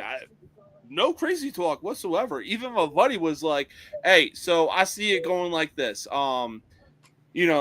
John Cena and Cody Rhodes are battling each other. All of a sudden, The Rock comes out to help John Cena. All of a sudden, when The Rock is trying to do his thing to help John Cena, you hear Brock Lesnar's music hit, and he comes out to help Cody Rhodes, being like, hey, you beat me at SummerSlam. I shook your hand. I got you back. Yeah, but didn't Brock Lesnar just recently announce he's retired for good? Ooh, that's a good point. I mean, maybe it was a swerve because he, it's possible. You never know with wrestling. Like Ric Flair's like, I'm retired. And then here we are 22 years later and he's still in the scene. Very, very true. Very, very true. Look, this is the beauty of WrestleMania. We don't know what's going to happen. I mean, even with WrestleMania 40, we saw, Seth Rollins and Cody Rhodes team up. And if The Rock and Roman Reigns won, the match between Roman Reigns and Cody Rhodes was going to be under Bloodline rules. And on top of that, the next night we got arguably the greatest 5 minutes in WrestleMania history. I can't wait. I'm not gonna lie. Tomorrow I got I do got to go get a tattoo. I don't have to. I get to go get a tattoo tomorrow at 6. But I will be back here with WrestleMania on tomorrow. And I'll even pop in and talk to you about it while you're doing the show, because it comes on at 6 o'clock, but like it's like a 2-hour start festivity type thing and all that. Yeah, something like that. I mean, on top of that, we got the Hall of Fame induction. Man, this was a long time coming for the King of Kings, the cerebral assassin, going in as a singles competitor. Man, oh man. Look, nobody deserves it more than Triple H going in as a singles competitor. Oh yeah, he 100% deserves it, man. It's Triple H. Well deserved. Hey, look, I'll say this: long-term storytelling is DX essentially being like, Rage Against the Machine. Like, hey, we're against the corporation. Being mature is essentially what DX is doing right now. They're literally running the goddamn show, whether it's WWE or NXT. Well, go deeper down the hole. Shawn Michaels and Triple H have been running things since DX was formed. That's when the political power shifted to them. So they've been running wrestling for 30 years right now. And the product is still really good. And the fact that they're on Netflix and they're about to go back to away from the PG era, the world is shifting back right now. It's going to be fun. I love it. Look, Shawn Michaels and Triple H have always been they've been the WWE version of Paul Heyman. When Paul Heyman was in charge of ECW, they've been the men of people. They know what the people want, and they have delivered it to them. Yeah, Oh yeah, they are fantastic. I am everything they do with because Road Dogg, Shawn Michaels, and Triple H are still the three guys. Like Triple H runs it all. Shawn Michaels is like the assistant GM, and Road Dogg is the head writer. So they're still doing it. Yeah. No, hey, no crazy talk whatsoever. What they're doing with WWE right now is just fucking chef's kiss. It is 100%.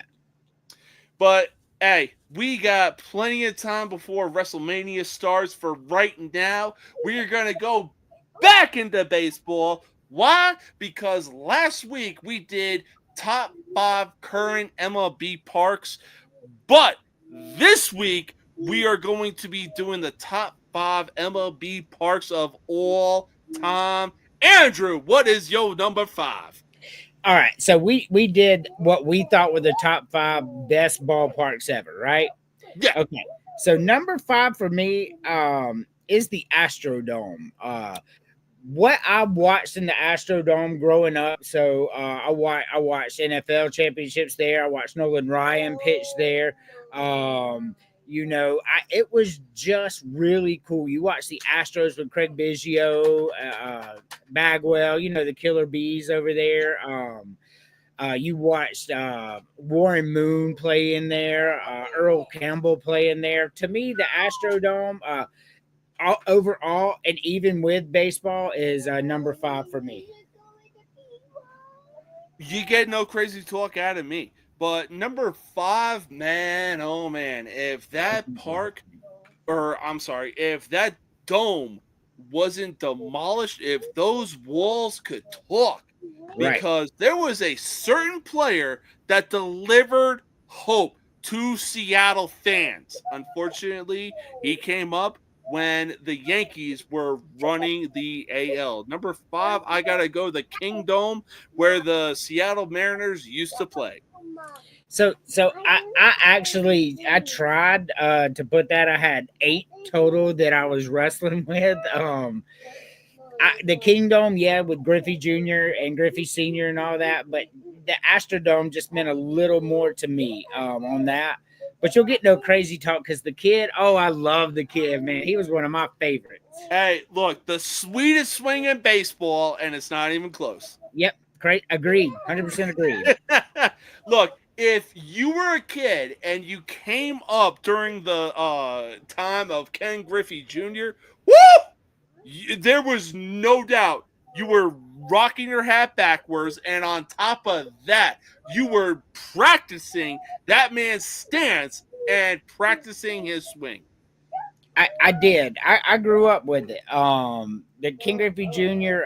Started playing when I was like 8, 7, so I did get to go and see. Oh yeah, unfortunately, I came up when he was part of the Cincinnati Reds. I believe he hits his 630th home run with the Cincinnati Reds as well. Correct. But man, oh man, nobody did it better than the kid. Nope. But number 4, what you got? All right, so for me, the top 4 were a struggle, but for me, number 4 is Fulton County Stadium, where Hank Aaron played, Del Murphy played, Chipper Jones played, Warren Spahn played there, Phil Necro played there. Some of the greats of all time played in Fulton County Stadium in Atlanta. Hank Aaron broke the record there in Fulton County Stadium where he broke the home run record. It's just iconic, not just because I'm a Braves fan, but because of the history that was there. Number 4, give me Fulton County Stadium, downtown Atlanta. Hey, look, no crazy talk whatsoever. Hey, if I go to a lid shop and I see the old school, lowercase a Atlanta Braves hat, you best believe I'm getting that, because that shit is iconic. I love it. I love the lowercase hat. Yeah. Oh, yeah. But number 4 for me, you had it at number 5. I mean, look, it did something, I would have their new stadium when they had the hill with the Houston Astros, but something about the Astrodome just really stuck out. And it was like, hey, we're one of the top 5 greatest MLB parks of all time, and it's not even close. Yeah, I agree. That's why I had them in my top 5 as well. Fair enough. What you got in number 3, though? Number 3, 2, and 1 was so. I mean, they weren't interchangeable, but 2 and 3, I went back and forth, back and forth, back and forth. At number 3, I have Fenway Park, the Green Monster, iconic, Babe Ruth, all that good stuff. Big Poppy played there. Nomar Garcia Para. Just one of the greatest ballparks of all time. Give me Fenway Park. Hey, you get no crazy talk from me because, hey, I'm going to put Fenway Park at number 3 as well. And I'm a fucking Yankees fan. I've been there multiple times and just, man, it is such an iconic stadium. They have the Green Monster. They have short right field. I mean, look, there's not enough compliments that I can give to Fenway Park being a Yankees fan. Agreed. I like it. Oh, yeah. But I've been there. Such an amazing stadium. Number 2, what do you got? Number 2, I have Wrigley Field. The ivy, the history, Chicago Cubs are and the Yankees and the Red Sox. That when you think of Major League Baseball, these are the teams that you think of. Yeah. Wrigley Field, you think about everybody who's played there, all the history there. Number 2, give me Wrigley Field. So, number 2 is definitely different for me, but number 2, give me old Yankee Stadium. Man, oh man, if those walls could talk, the amount of history that stadium has seen, the amount of World Series that stadium has delivered, man, oh my God. I mean, I agree. So I'll just go ahead and tell you my number 1 is Old Yankee Stadium. You and I have 2 and 1. I have a feeling I know who your number 1 is. But Yankee Stadium, bro, that crazy talk to put anything above Yankee Stadium. The house that Ruth built, man. Come on, man. Lou Gehrig, Mickey Mantle, Derek Jeter, Mario and Rivera. I mean, dude, Don Mattingly. The literal fucking Yankees team of the goddamn 90s. Maggio all played on this field. No way any field is more iconic than Old Yankee Stadium. Well, or as the Impractical Jokers say, well, number 1, what do you got? Me? Yeah. Yankee Stadium.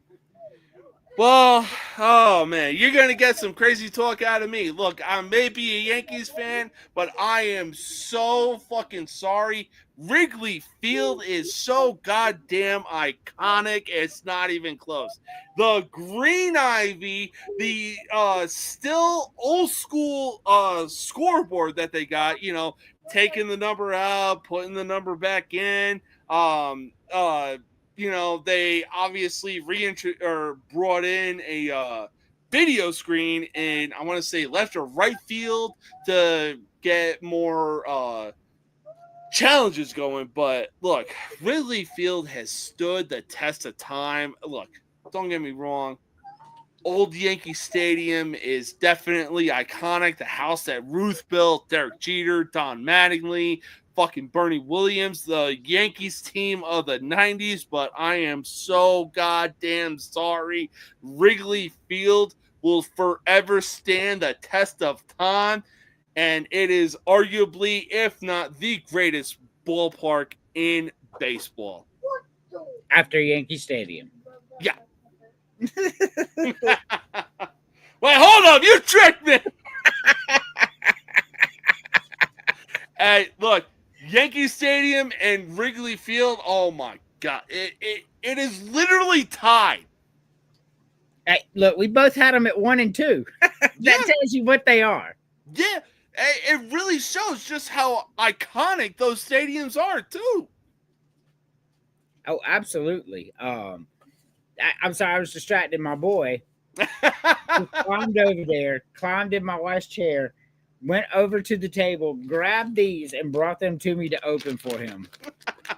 I was looking at him like he's doing a trapeze act over there. What's he doing? You know, he's going to get some candy. Motherfucker acting like Donnie from the Wild Thornberries. He's over here screaming candy. I love He said, He said they look like donuts. Look, I love him. Yeah. Circle. Yeah, it's a circle. Just eat it. Oh, wow, I really might have to get my hearing checked because it sounded like he was saying purple. No, he was saying circle. Yeah, because the Lifesaver gummies are circle. Oh, that's awesome. Oh, that is awesome. All right. Well, that about wraps it up for the top 5 greatest MLB ballparks of all time. We are going into this weekend with WrestleMania upon us, and damn it, we need to make some baseball predictions. Let's go. Let's do it. First game up, we got the Miami Marlins going into Citizens Bank Park to take on the Philadelphia Phillies.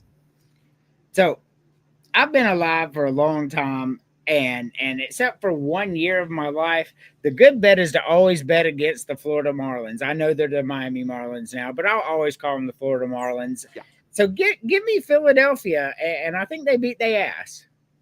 I mean, hey, look, they beat their ass earlier today, I want to say. So I wouldn't be surprised if Philadelphia beats that ass tomorrow. Yeah, they beat them 7-2 today. Oh, yeah.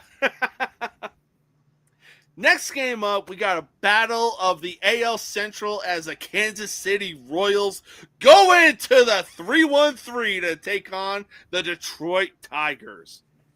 Man, the Tigers are good. I told you, I've been screaming this for 2 years how good the Tigers are.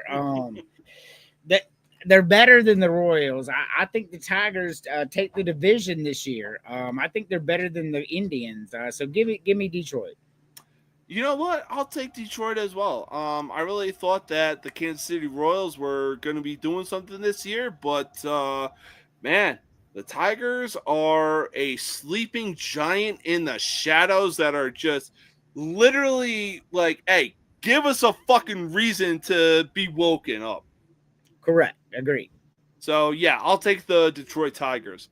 Next game up, we got the Arizona Diamondbacks going into Wrigley Field to take on the Chicago Cubs.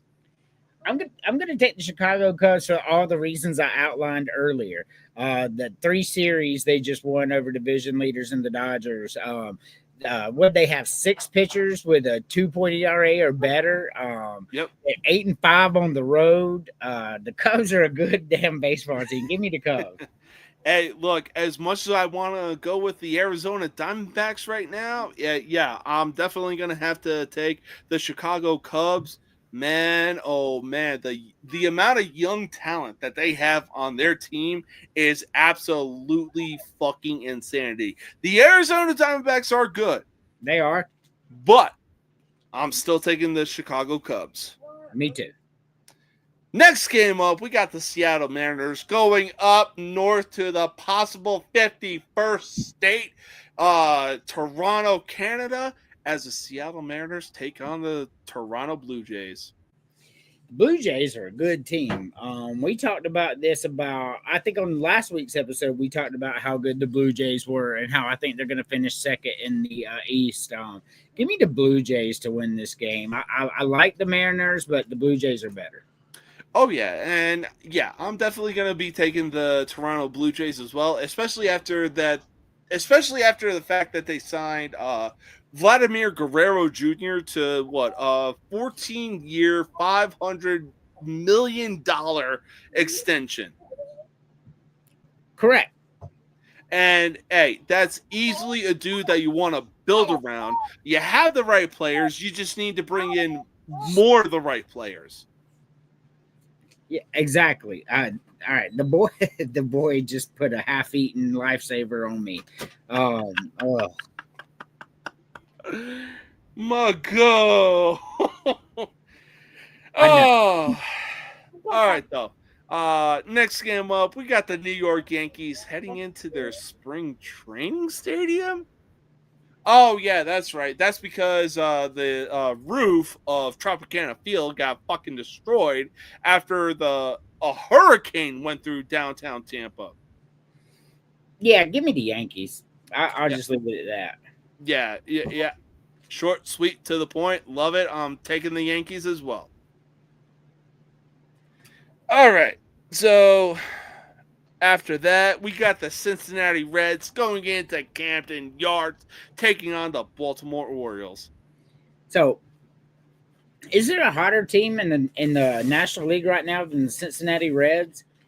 They are currently sitting at 500 right now, but yeah, if they find the right traction under their feet, they could definitely be a hot team. So they're 7-3 in their last 10 and winners of 5 straight, right? Yep. They're currently sitting at 10-10. Yes, they're better than the Orioles, who were a severe disappointment. Give me the Reds. You know what? I'll take the Reds as well. And man, oh man, I'm not even a Reds fan, but I am a huge fan of Ellie De La Cruz. Me too. Whew! That dude is going to be doing something in the MLB, and it's not even close. Agreed. Green is way better. All right. After that, we got the Cleveland Indians going into one of the most beautiful parks in the MLB as they take on the Pittsburgh Pirates at PNC Park. Yeah, so the Pittsburgh Pirates are not as good as the Guardians, or the Indians, whichever. The problem for them is it's hard to win on the road and it's hard to win in Pittsburgh. Give me the Pirates to win this game. Yeah, no, I'll take the Pirates as well. I mean, they have the talent. They just need to get the traction under their feet to get something going. Like, they literally have the talent, and Andrew McCutchen is easily the leading piece, but they got to get something going. Otherwise, they're going to be finding themselves at the bottom of the pile in the NL Central. Correct. Agree. But next game up, we got the St. Louis Cardinals going into Citibank Park, taking on the New York Mets, the secondary team of baseball that runs New York. We already know who number 1 is, though. Right. The long and short of this game is Mets good, Cardinals bad, home game for Mets. Give me the Mets. I don't know. I mean, as good as the Mets are, Juan Soto has been struggling, but at the same time, hey, don't count out the St. Louis Cardinals. Okay, I'm going to take the Mets because they're at home. Yeah, fair enough. Next game up, we got the Los Angeles Dodgers going into Arlington Park to take on the Texas Rangers. Confucius say never bet against best team. I'm not going to now. Give me the Dodgers. Ooh, okay. Like the GOAT said, not so fast, my friend. Hey, I'm going to take the Texas Rangers. Hey, they're a good team, but Dodgers and Dodgers. That they are. We will see what happens. Next game up, we got a battle of socks. I never thought I'd see the day as the Chicago White Sox go into Boston to take on the Red Sox. Well, it's also in your best interest never to pick the worst team either. And Boston's a good team, so give me the Red Sox. Yeah, and look, I may be a Yankees fan, but I'm dumb, not stupid. But yeah, I'll take the Red Sox as well. The fucking White Sox, man. They got to find something to get going. What it is, who fucking knows? They suck. Oh, yeah. Now, next game up, we got a team that is essentially making steps in the right direction, but they're definitely not there yet when you compare them to the 2019 team, as the Washington Nationals head into Coors Field to take on the Colorado Rockies. Nationals are a bad team. When they lost Bryce Harper, they lost their heart, is what happened. The team just never recovered. They recovered some way by winning the World Series. But I'm Yeah. I get what where you're saying. they are now. Yeah, yes. I don't know, man. But all that being said, they're better than the Rockies. So the Nationals. I'll take the Nationals as well. So you get no crazy talk out of me. Next game up, we got the Oakland Athletics heading into Milwaukee to take on the Brewers. And man, oh man, have the Brewers found some traction lately. They have. I said at the beginning of the year the Brewers were a good team. But the Oakland A's, man, hats off to them. They're playing in a minor league stadium. They have nothing to play for. They can't go to their new home yet. They play in arguably one of the toughest divisions in baseball at any given time, and they're 9-10. So hats off to them. Unfortunately, they're going to the Brewers, and that's a hard place to win. So give me Milwaukee. Yeah, I'll take the Brewers as well. Granted, the Athletics have definitely a young team that fans can really look forward to, but god damn it, does the fucking owner need to sell that team and sell it fucking soon. Because it's only a matter of time before Mason Miller really starts to put 2 and 2 together, the same way that Chicago Blackhawks player Connor Bedard is starting to put 2 and 2 together and wants out of that bullshit. Yeah, who doesn't? But yeah, I'm taking the Milwaukee Brewers over the Athletics. So no crazy talk there. Yep. Next game up, we got the NL West leading San Diego Padres going into Houston to take on the Astros. Astros have too much talent to keep losing all the time. But with that being said, they're not beating San Diego right now. They don't have the team to do it.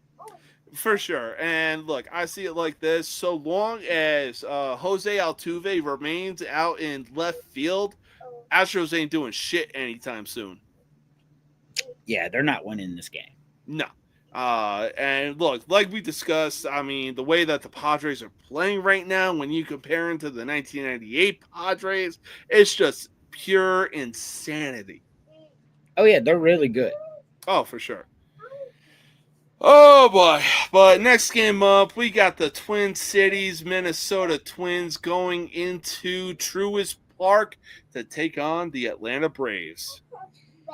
The Minnesota Twins have now the unfortunate task of going into a pissed-off Atlanta team who now has Spencer Strider back, who now has Sean Murphy back. And I'm looking at the Twins, and there's not a more disappointing team in baseball than the Minnesota Twins, besides the Atlanta Braves, right? But with Hey, that, look, look, when you put the Minnesota Twins in the AL Central, yeah, they're definitely disappointing. Oh yeah. And the Braves are at home, and they're starting the reigning NL Cy Young winner, Chris Sale. Minnesota's not winning this game. Give me the Braves. Oh, yeah, I'm taking the Braves as well. You know,